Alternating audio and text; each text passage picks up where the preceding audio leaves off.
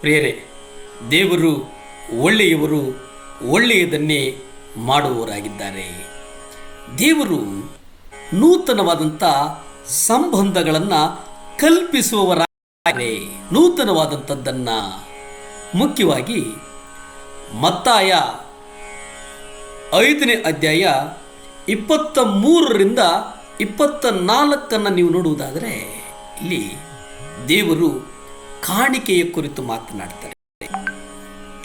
ಕಾಣಿಕೆಯ ಮುಖ್ಯ ಅದರ ಅಗತ್ಯಗಳ ಕುರಿತು ಮಾತನಾಡ್ತಾರೆ.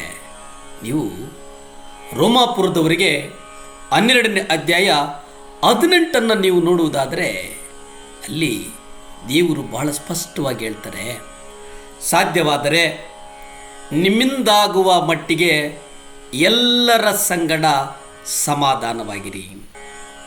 ಮೊದಲನೇದಾಗಿ ದೇವರು ಕಾಣಿಕೆಯ ಕುರಿತು ಮಾತನಾಡ್ತಾರೆ, ಜೊತೆಗೆ ಸಿಟ್ಟಿನ ಕುರಿತು. ಈ ಸಿಟ್ಟು ದೇವರ ಸನ್ನಿಧಾನಕ್ಕೆ ಹೋಗುವ ಮೊದಲು ನಿಮಗಿರುವಂಥ ಸಿಟ್ಟಿದೆಯಲ್ಲ, ಆ ಸಿಟ್ಟು, ಆ ಸ್ವಭಾವ ಎಲ್ಲಿ ಬದಲಾಗ್ತದೆ ಅಂತಂದರೆ, ಯೇಸು ಕ್ರಿಸ್ತನನ್ನು ನಾವು ನಿಜದ ದೇವರಾಗಿ ನಮ್ಮ ಹೃದಯಕ್ಕೆ ನಾವು ಅಪ್ಪಿಕೊಂಡಾಗ ನಮ್ಮ ಸ್ವಭಾವಗಳು ಬದಲಾಗ್ತವೆ.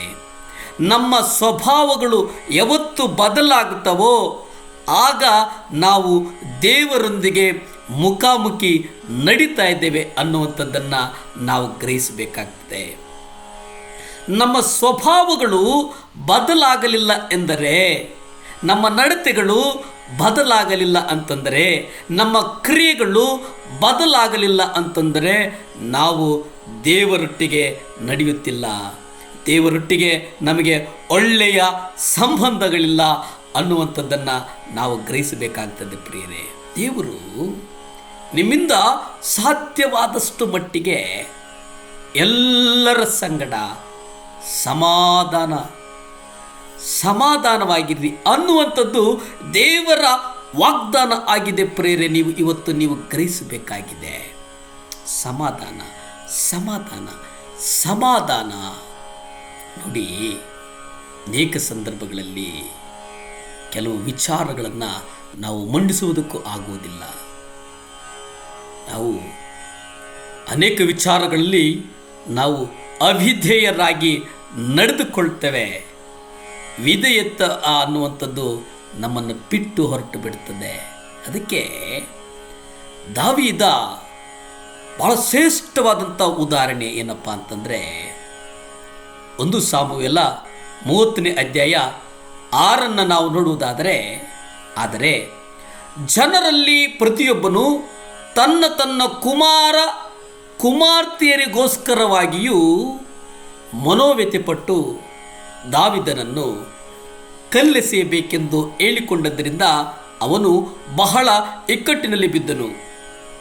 ಆದರೂ ದಾವೀದನು ಕರ್ತನಾದ ದೇವರಲ್ಲಿ ತನ್ನನ್ನು ಬಲಪಡಿಸಿಕೊಂಡನು. ಇಲ್ಲಿ ಈ ಸಮಯವನ್ನು ನಾವು ನೋಡುವುದಾದರೆ ಇದು ಬಹಳ ಸಂಕಷ್ಟದಂಥ ಸಮಯ, ಇಕ್ಕಟ್ಟಿನ ಸಮಯ. ಸಾಮುವೇಲ್ ಬಹಳ ಜ್ಞಾನವಂತ, ಅತ್ಯುತ್ತಮವಾದಂಥ ಜ್ಞಾನವಂತ. ಸಾಮುವೇಲನ ಚರಿತ್ರೆಯನ್ನು ನಾವು ಓದುವುದಾದರೆ ಸಾಮುವೇಲನ ಜ್ಞಾನ ಮೌಖಿಕವಾಗಿ ಹತ್ತಿರ 2,500 ಕಿಲೋಮೀಟರ್ ಆಚೆಗೆ ತಲುಪುತ್ತದೆ. ಆ 2,500 ಕಿಲೋಮೀಟರಿಂದ ಆಚೆ ಇರ್ತಕ್ಕಂಥ ರಾಣಿ ಸಾಮುವೇಲನನ್ನು ನೋಡುವುದಕ್ಕೆ ಜ್ಞಾನಕ್ಕೋಸ್ಕರ ಬರ್ತಾಳೆ ಎಂಬುವಂಥದ್ದನ್ನು ನೀವು ಗ್ರಹಿಸಿ. ಅದು ದೇವರ ಕ್ರಿಯೆ. ಪ್ರಾರ್ಥನೆ ಮಾಡಿಕೊಳ್ಳೋಣವೇ? ಭೂಮಿ ಆಕಾಶಗಳನ್ನು ಉಂಟು ಮಾಡಿದಂಥ ಸರ್ವಶಕ್ತನಾದಂಥ ದೇವರ ಸ್ತೋತ್ರನಪ್ಪ. ದೇವ, ಸಾಮುವೇಲನಿಗೆ ಕೊಟ್ಟಂಥ ಜ್ಞಾನಕ್ಕಾಗಿ ಸ್ತೋತ್ರ ಸ್ವಾಮಿ. ಯಾರ್ಯಾರು ಈ ಮುಂಜಾನೆಯ ಸಮಯದಲ್ಲಿ ಮೊಣಕಾಲಾಕಿ ಪ್ರಾರ್ಥಿಸ್ತಾ ಇದ್ದಾರಪ್ಪ, ದೇವ ಅವರಿಗೆ ಸಾಮುವೇಲ್ ಥರ ಜ್ಞಾನವನ್ನು ಕೊಡು ಸ್ವಾಮಿ. ವಿಶೇಷವಾಗಿ ಸ್ವಾಮಿ ದಾವೀದನು ಹೇಳಿದ ಹಾಗೆ ಸ್ವಾಮಿ, ಎಲ್ಲರ ಸಂಗಡ ಸಮಾಧಾನದಿಂದಿರಿ ಎಂಬುದಾಗಿ ಹೇಳಿದ್ದೀರಪ್ಪ. ಒಂದು ಸಮಾಧಾನವನ್ನು ಕೊಡು ಸ್ವಾಮಿ. ಕುಟುಂಬದಲ್ಲಿ ಸಮಾಧಾನ, ಕೆಲಸದಲ್ಲಿ ಸಮಾಧಾನ ಅಪ್ಪ, ಸಭೆಯಲ್ಲಿ ಕಟ್ಟು ಸ್ವಾಮಿ. ಸ್ತುತಿ ಘನ ಮಾನ ಮಹಿಮೆ ನಿಮ್ಮೊಬ್ಬರಿಗೆ ಸಲ್ಲಿ ತಂದೆ. ಆಮೇನ್ ಆಮೇನ್. ದೇವರು ಒಳ್ಳೆಯವರಾಗಿದ್ದಾರೆ, ಒಳ್ಳೆಯದನ್ನೇ ಮಾಡುವವರಾಗಿದ್ದಾರೆ. ನಿಮ್ಮನ್ನು ಸಮಾಧಾನ ಚಿತ್ತವಾಗಿ ನಡೆಸುವವರಾಗಿದ್ದಾರೆ. ನಮಸ್ಕಾರ.